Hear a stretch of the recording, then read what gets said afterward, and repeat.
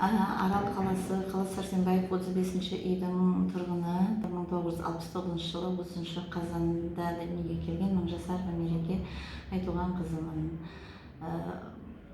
Осы 2020 жылдың 14 сәуірінде мен өзімнің жеке шаруаммен орталық базарға шығып, сол орталық базардың жанында орналасқан Жақсы Қылыш ет дүкеніне кіріп, сауда жасамақшы болғанымда өзімнің пайдаланып жүрген G2 Samsung Galaxy телефонымды ұрлатып алдым.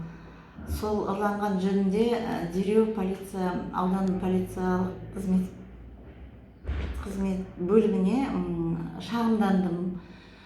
Сол күні шағымды қабылдап, осы ұрланған телефоныма байланысты қылмыстық іс қозғалды.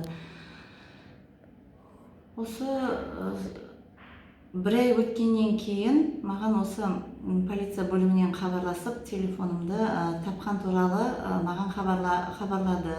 Сонымен осы бөлімге келіп, өзімнің Galaxy G2 телефонымды қолыма табыстады. Ұрланған адамды тауып, өзіме әйтеуір тауып берді. Мен өзім толықта отырмын. Және де осы менің ұялы телефонымды табуға қатысқан полиция қызметкерлеріне және тергеуші Есенжолова Нұргүлге алғысымды білдіргім келеді. Шексіз ризамын. Алла разы болсын. Осындай өздерінің жұмысы жемісті болсын. Адал қызметін жасасын халықтың алдында. Халықтың қаһармандары ғой енді дегенмен. Халықтың атынан, өзімнің атымнан алғысымды білдіремін. Сол енді.